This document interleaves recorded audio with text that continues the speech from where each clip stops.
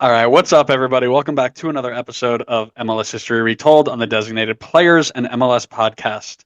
This week, we round out the 2000s decade with two stories involving both MLS and non MLS sides. Stories of magical moments north of the border and celebrations that cemented legacies in the Pacific Northwest. First, we'll cover the Miracle in Montreal, which led to Toronto FC earning their place in the 2009 CONCACAF Champions League with a 7-goal thriller at Saputo Stadium. Then we'll once again look at the Seattle-Portland rivalry and a celebration that sparked the flames a little brighter than most, known as the Levesque Chop. I'm Andrew, that's Connor over there, and this is MLS History Retold. What's up, big guy? Big guy? What's up, big guy? What's Don't up, call me big big dog? guy. What's up, big I'm dog? 5'8". There's no nicknames that work for me with big in front of it. A big loser. Whoa, got him. Okay, that was kind of funny. I can't lie. I have my moments. I have my moments.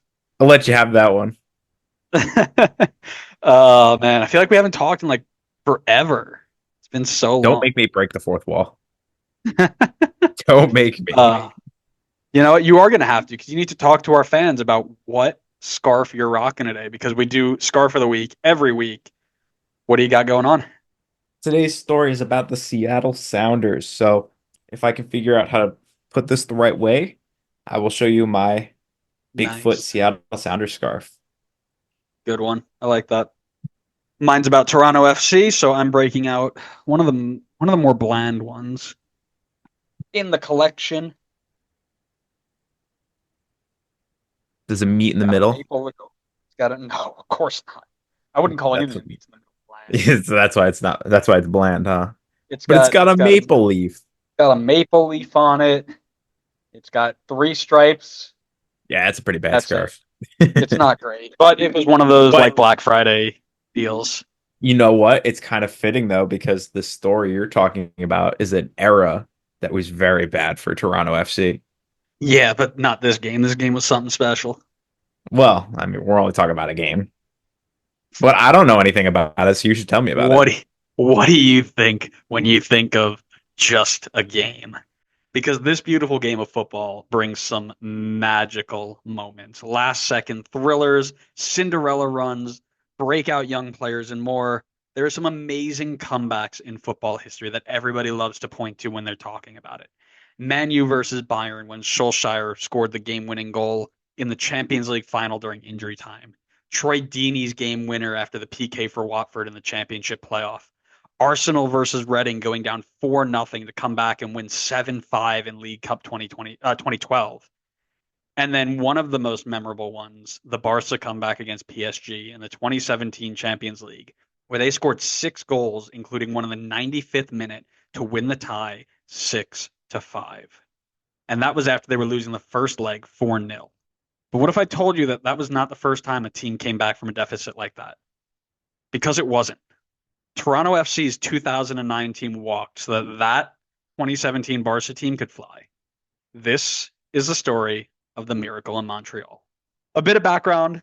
The 2009 Canadian Championship was the second Canadian Championship in history after replacing the Voyageurs Cup in 2008.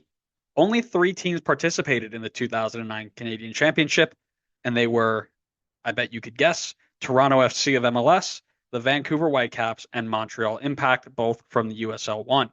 This tournament consisted of home and away fixtures for each team, creating a table where the team with the most points would win not only the championship, but most importantly, a spot in the 2010 CONCACAF Champions League. The game between TFC and Montreal was the last of this competition. Montreal had already been eliminated, losing all 3 of its matches to this point, and Vancouver was top of the table with 9 points from 4 matches and a +4 goal differential. Now, that goal differential is important because of the tiebreaker in this competition. And with TFC sitting on 6 points heading into the final day with a goal differential of an even 0, it meant that not only did they need to win the game against Montreal, but they needed to do it by 4 or more goals to earn a spot in the Champions League. This was a tough task, even for a TFC side with a vastly higher talent level.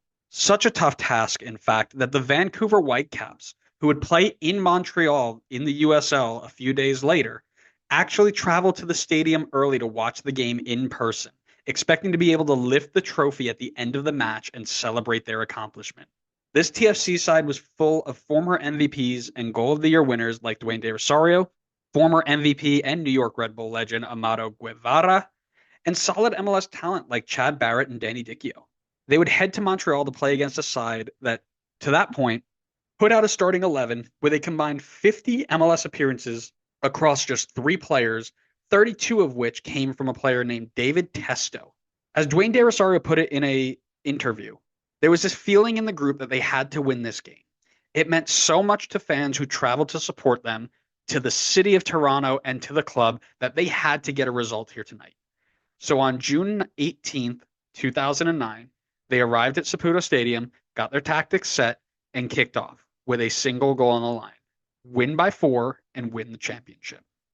That high energy and massive feeling of desire from the beginning of the game was dampened really quickly in the 24th minute when Vancouver was awarded a penalty and converted, meaning that TFC needed to score 5 goals to complete the comeback and make it to the Champions League. Then, just 5 minutes later, something changed in the air thanks to yet another vintage De Rosario wonder goal. The corner comes in, it was headed back in his direction, and he acted on instinct, jumping in the air and striking the ball with a bicycle kick that flew towards the goal and in. TFC grabbed the ball from the net and sprinted back towards the halfway line with the feeling of, hey, you never know. 10 minutes later, Dero has the ball inside the box again and fires it towards the goal.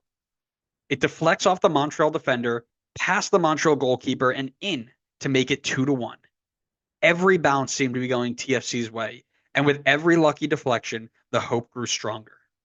And as they emerged from the tunnel, at halftime, up a goal, but needing 3 more to advance, the TFC players shared the same mindset. If we go out swinging. And they didn't just swing, they swung for the fences. 4 minutes into the second half, it was De Rosario yet again, getting behind the back line on the right-hand side. He lined up a shot to the far post, which hit the bottom part of the Montreal goalkeeper's hand and snuck by him and in to the goal for De Rosario's hat trick. But the moments of individual magic would not be enough. It was 3-1 in the game, but they still had 2 more to go. With over 40 minutes still to play, the feeling was there. This is possible. The time ticked by, and it was 20 more minutes, making the feeling become a little bit more uneasy. That was until a Red Bull legend and former MLS MVP, Amado Guevara, stepped up to a free kick from 20 yards out. With his cultured right foot, he curled it past the diving goalkeeper to make it 4-1. The +3 goal differential would not be enough. They still needed 1 more. So they grabbed the ball from the back of the goal yet again, placed it on the spot, and ran it back. As time continued to run, it would take until the 82nd minute to see another chance. And in moments like these, you need players to step up and be bigger than the moment that they're in. In this instance, Amado Guevara and Chad Barrett were bigger than that moment. It's Guevara again standing over the corner kick.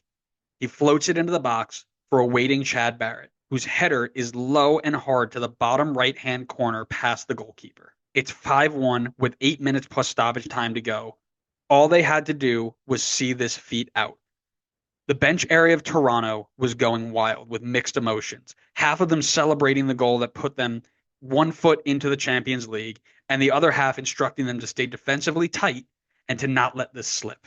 Not only did they see it out, but they added 1 more on top for good measure, another Guevara goal, to make sure that they sealed the deal. As the final whistle blew, elation struck as the benches of TFC cleared and celebration ensued. Dero jumped into the arms of the traveling supporter as the rest of the team chased after him to celebrate with its fans, who sat through the rain and the wind to watch their team complete the most improbable comebacks in history, and none of whom left until the trophy was presented and lifted by their captain and player of the match, Dwayne De Rosario. And not to forget the cherry on top. They did this all with fellow Canadian Championship contenders Vancouver Whitecaps sitting in the stands, watching it all unfold, feeling like they were going to be the ones lifting that trophy at the end of the 90 minutes. In a bit of sour grapes, the Vancouver supporters started calling out Montreal, who ran out a squad of mostly reserve players for this final match by head coach Mark Dos Santos. But backup squad or not, this was a seriously impressive result, and one that those in attendance will remember for the rest of their lives. It was a game that set the tone for the Canadian Classic in later years, in a rivalry that would give us tons more magical moments, which we will surely be covering in this series down the line. But for now, at this point in time in 2009, it was TFC with the bragging rights, TFC with the memories, and most importantly, TFC with the 2009 Canadian Championship and 2010 CONCACAF Champions League berth.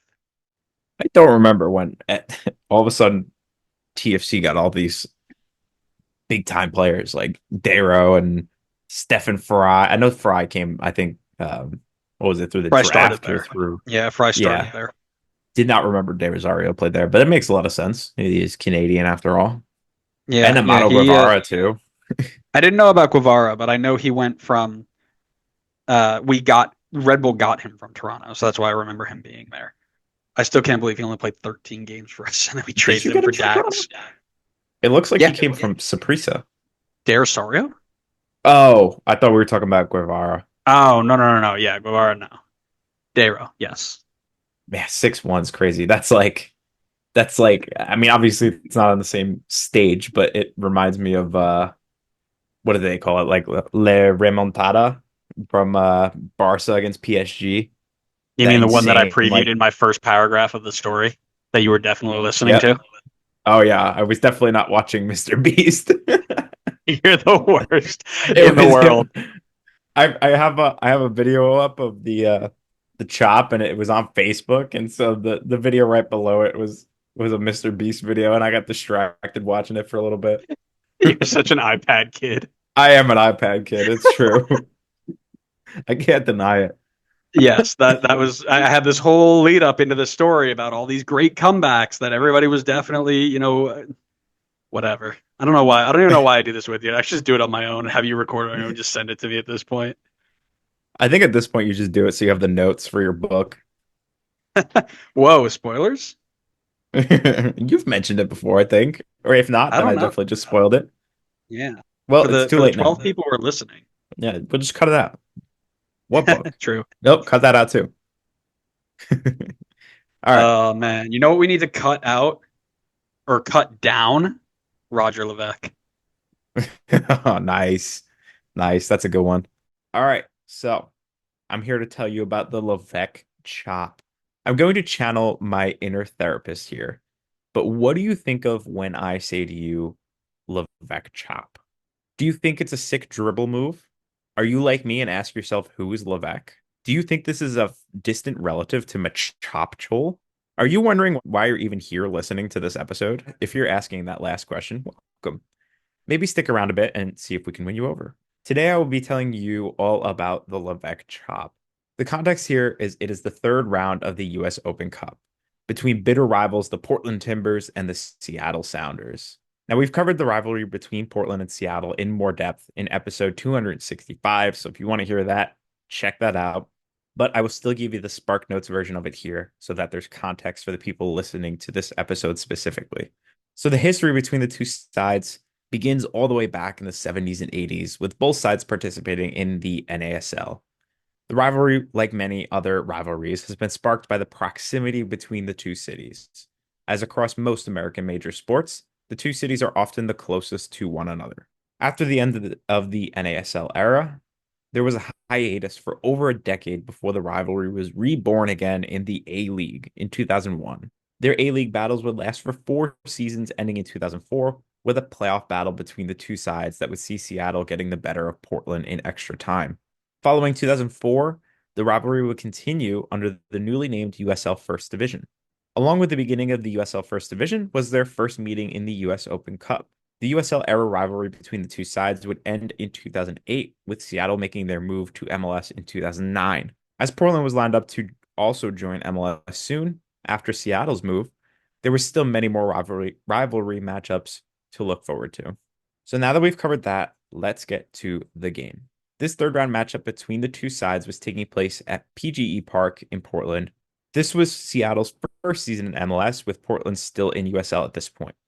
Because of this, Portland had to play the first 2 rounds of the US Open Cup. For this matchup to happen, Portland would have to play juggernauts such as Kitsap Pumas and Sonoma County Soul Unsurprisingly, Portland won both of these matches 3-0. I actually had to rewrite this next part because I didn't know this was a thing back in the old USOC days. But Seattle actually had to play two qualification games before making it to the Cup as well. And they arguably had it tougher than Portland. The Cup would require participating leagues to participate in a qualification to trim down teams to 8 teams that would compete in the Cup. That meant Seattle had to face RSL and Colorado in order to just make the Cup. Seattle would stomp RSL 4-1 and beat Colorado 1-0 to qualify for the Cup. And just as an extra note, Portland was not required to play any qualification games because at the time, USL 1 had 11 teams, and 3 of those teams were not from the US, that being the Vancouver Whitecaps, the Montreal Impact, and the Puerto Rico Islanders. So Seattle was coming into this match with relatively good form, as they were only beaten once in their previous 11 games. Over 7 of those 11 games were draws, while Portland was in the midst of one of the best unbeaten runs in American soccer history. Portland during this run would end up going 24 games unbeaten in USL. The crazy thing is that they only won the league by 3 points. Let me get back on track though. I am gone completely off track too many times during this episode. So, the game itself. The game kicks off, and if you were stuck in the slightest bit of traffic or trying to get a last minute hot dog before the game, or maybe you spent a little too much time in the bathroom, you'd have missed this entire thing. That's because 45 seconds, and yes, you heard that right, seconds into the match, Sana Niasi down the right flank hits a shot from outside of the boot into the path of the diving Roger Levesque, who scores to put Seattle up in the first minute. While the goal was super exciting for neutrals and Seattle fans, the celebration is what this episode is about.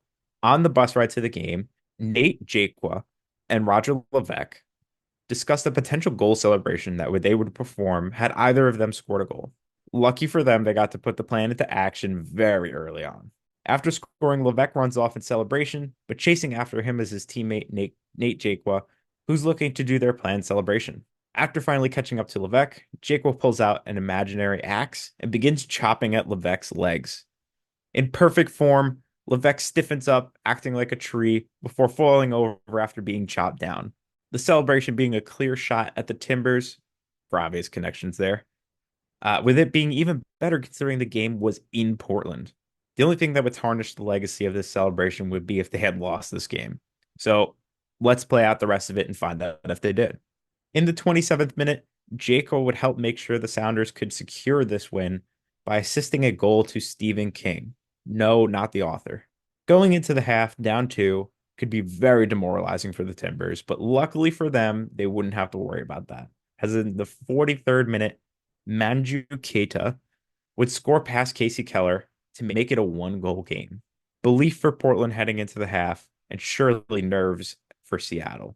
While Portland had chances to level, the score would remain, and Seattle would eliminate the Timbers. Now the celebration can live on untarnished. Seattle would go on an incredible run in the Cup following this game by beating the KC Wiz, Houston Dynamo, and finally defeating DC United in the final to win the US Open Cup. This was the first US Open Cup championship for Seattle, but without spoiling too much about potential future episodes, it won't be their last either. Man, that's great. That episode actually reminds me of this guy. I don't know if you heard of Roger Levesque. He had this crazy celebration. Oh wait, was that Yeah, actually your story? No way.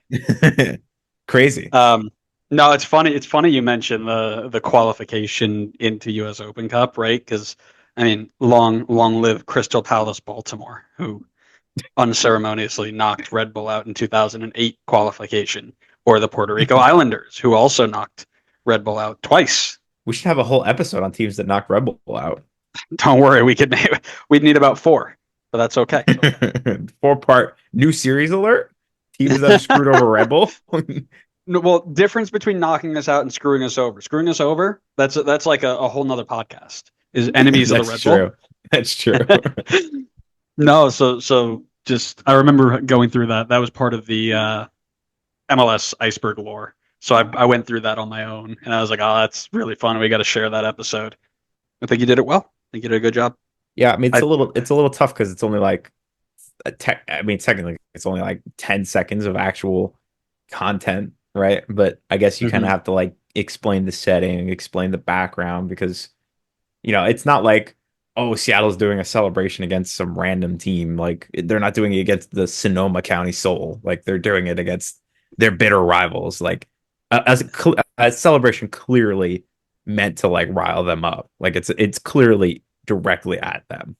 Yeah, and it's 100% something that I'm sure somebody better than us. I'm sorry, not the Puerto Rico Islanders, the Harrisburg City Islanders. My apologies. Too many Who? Islanders. Yeah, Don't forget about the New York Islanders New too. York Islanders, bums of the NHL. Yeah.